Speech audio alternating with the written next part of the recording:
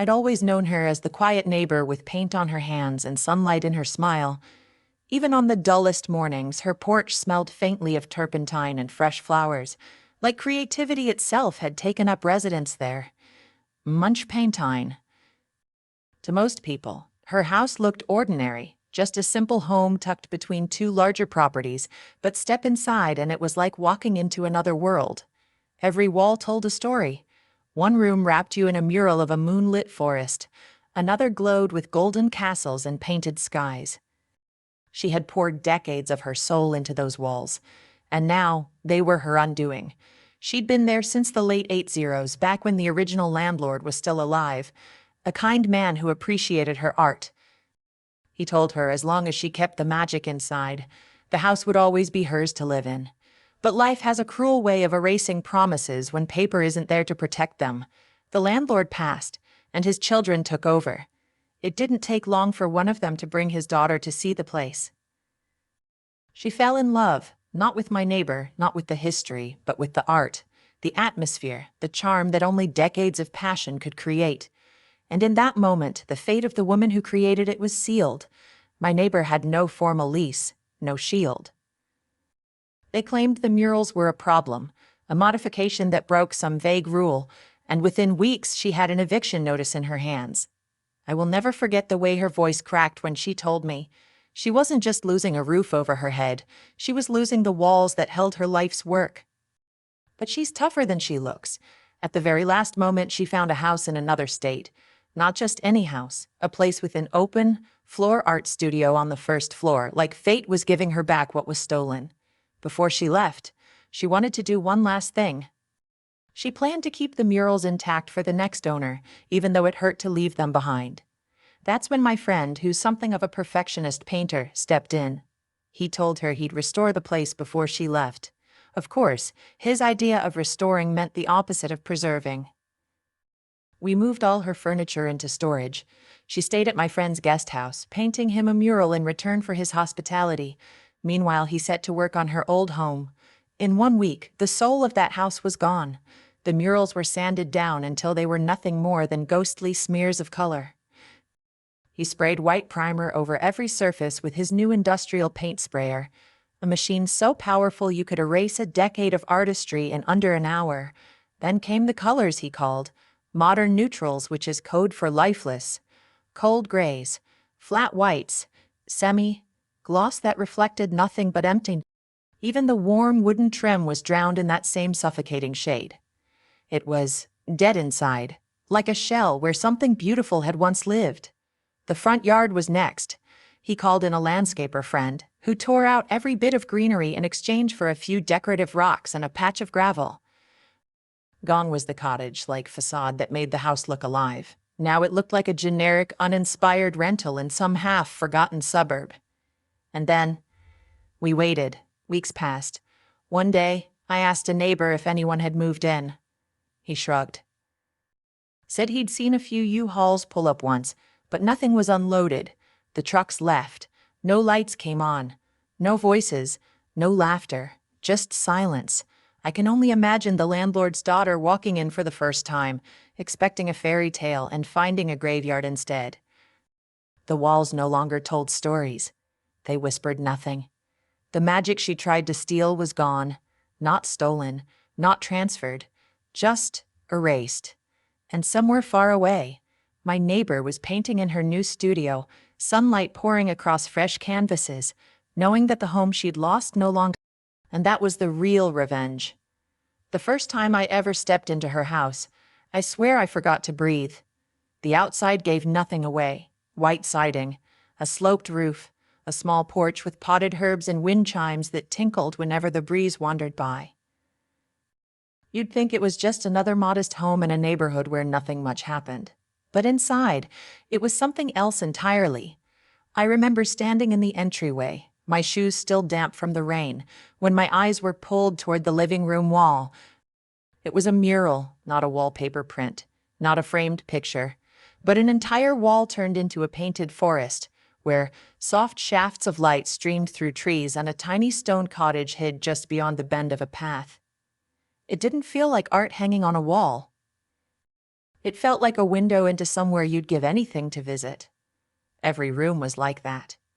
The kitchen was a burst of warmth, painted shelves lined with detailed vines, walls washed in sunflower gold, with hidden little characters peeking out from behind painted leaves. The hallway told a different story. Moonlight on a glassy lake, fireflies glowing in the distance, a boat waiting by the shore. She didn't just paint rooms, she told stories in every brushstroke. It was like living in a storybook. And she was the author. I didn't know her well back then. I knew she'd been an art teacher when she was younger. Dee ran one of those paint and wine studios before it became trendy. That she was older now, retired, but still took commissions painting furniture, creating signs, murals for businesses, wedding backdrops. You'd see her some mornings out front with a coffee mug, paint smudges on her wrist, eyes half closed like she was already imagining her next project. She was always nice to me, even after. It'd been a jerk one time when she asked me to slow my truck down because it rattled her windows.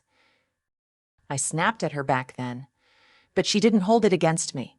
We worked it out. Over time, we became friends. She'd show me new pieces she was working on. I'd help her carry in supplies. It was easy to like her, but this story isn't about friendship, not really. It's about what happens when someone sees the beauty you've built and decides it should be theirs. She'd been in that house since the late 1980s. Back then, the landlord was a kind, older man who appreciated her work. He made her a promise. She could stay as long as she wanted, and when the time came, he'd sell the house to her. She believed him. Why wouldn't she? She paid her rent on time. She took care of the place like it was her own. But promises mean nothing if they're not written down. And death has a way of wiping the slate clean for the wrong people. The landlord passed away. The property went to his kids, and they didn't care about promises. One of the sons came by to inspect the place. He brought his daughter. I wasn't there, but I've heard enough versions of the story to picture it. She walked in, saw the murals, the character, the magic, and decided she wanted it, not wanted to paint her own, not wanted to hire someone to create something for her. No, she wanted that house, that art, that feeling. And in that instant, everything shifted. My neighbor had no lease, no contract guaranteeing her anything. They used the art she created as the excuse, claiming it violated some regulation or needed remodeling, but the truth was simpler. They just wanted her gone. The day she told me about the eviction, her voice was steady, but her hands were trembling. She didn't cry. She didn't shout. She just stared at the paper in her hands, the words "vacate within 30 days" printed in cold, bold letters, and you could feel the air around her break. Losing a house is one thing. Losing the walls that hold your life's work, that's a wound that doesn't heal. Still, she's not the kind of woman who collapses under weight. She started looking, calling friends, searching listings. Time was running out when she found it, a house in another state, old but sturdy, with a wide-open art studio on the first floor. It was like fate threw her a lifeline. But before she left, she made a decision. She wanted to leave the murals intact. She couldn't take them with her, but maybe the next owner would appreciate them. Maybe they'd keep the magic alive. That's when my friend stepped in. He's the kind of guy who takes projects personally. Told her he'd restore the place before she left, bring it back to normal. I think she agreed just to make things easier. We packed her furniture into storage units. My friend offered her his guest house until she moved, in exchange for painting him a mural in his living room. She accepted. She spent her evenings there with a brush in her hand, creating something new while mostly he, started stripping her old home bare. The first week, the sander took everything. The forest in the living room, gone. The golden kitchen, gone. The moonlit hallway, gone. All that remained were patches of color that looked like bruises on bare walls. Then he brought out his new industrial paint sprayer, a monster of a machine that could cover an entire wall in 4 passes. He coated every surface with white, primer-thick, suffocating coats that swallowed the last traces of color. And then came the final blow. The Rebecca palette. That's what we call it when a place gets flipper treatment. cold grays, sterile whites, every inch stripped of personality. The warm wooden trim, the textured cabinets, the charming little imperfections, all buried under layers of lifeless paint. Even the light seemed to change in those rooms. It didn't bounce anymore. It just sat there, heavy. The landscaping went next.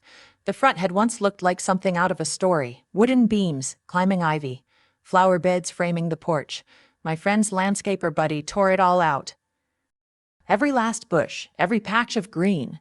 In its place gravel, sand, a couple of boulders. Like a model home in a desert development. We stood back when it was done. The house didn't just look empty. It looked like it had been hollowed out. Weeks passed. No one moved in. One day, I asked an old neighbor if they'd seen anything. He told me there'd been some hauls, but nothing was unloaded. The trucks left. No lights came on after dark. I can picture her, the landlord's daughter, finally unlocking that door, expecting to step into a wonderland, and finding a tomb. The art she wanted wasn't there anymore. The magic she thought she could take didn't belong to the house. It belonged to the woman who created it, and that woman. She was hundreds of miles away, sunlight streaming through the big windows of her new studio, painting in peace, knowing the place she left behind no longer existed. Sometimes the best revenge is leaving nothing behind for them to steal. Weeks turned into months, and still the house sat there, silent, hollow, stripped of its soul. The neighbors started calling it the ghost, not because it was haunted, but because it looked like something that had died and never been buried. I sometimes slow my truck as I went past and catch myself glancing at the windows. They were like blank eyes staring out at a street they didn't recognize anymore. Then one afternoon, I saw movement. A car pulled into the driveway. A woman stepped out, dressed too sharply for the neighborhood, carrying a small designer handbag. The landlord's daughter. She stood there for a moment, staring at the front, her face unreadable. Maybe she was remembering the way it had looked that first time she saw it, alive with color, dripping with imagination. She unlocked the door and went inside. I stayed there in my truck, engine idling, watching through the windshield. It didn't take long. Less than 2 minutes later, she stepped back out. But this time, her face was easy to read. Disappointment, frustration, maybe even a touch of disbelief, because the fallen in love with wasn't the house at all, it was the spirit inside it. And that spirit was gone. I don't know what she expected. Maybe she thought the colors would still be there, hidden under the primer. Maybe she thought she could somehow restore the magic just by owning the walls. But you can't own someone's soul. You can't buy the years they spent creating something that lived only because they were there to breathe life into it. She left without saying a word, got into her car, and drove off. I haven't seen her since. A week later, a for sale sign went up in the yard. The asking price was higher than before, but we all knew it wouldn't sell quickly. Not anymore. The house wasn't special now. It was just another shell waiting for someone else to fill it. And my neighbor, she was already sending me photos from her new studio. Sunlight spilling over wide work tables. Paints lined up like soldiers. A half-finished mural of a sunrise over a quiet lake. Her smile in those pictures, it said everything. She didn't just leave the old place behind, she took the best parts of it with her. And that's the thing about people like her. You can take their walls. You can take their address, but you can't take their art. You can't take the way they see the world. She's still creating, still breathing life into blank spaces, still turning rooms into stories. And somewhere far away, a lifeless, gray, painted house sits as proof that sometimes the perfect revenge is letting them keep what they thought they wanted, only after you've taken back the one thing they could never own. If you felt this story, if you believe in protecting the things that make us who we are, then stick around. There are more stories, real ones, that show just how far people will go when someone tries to take what can't be bought. Like this video, subscribe to the channel and hit that bell, because the next story you won't want to miss.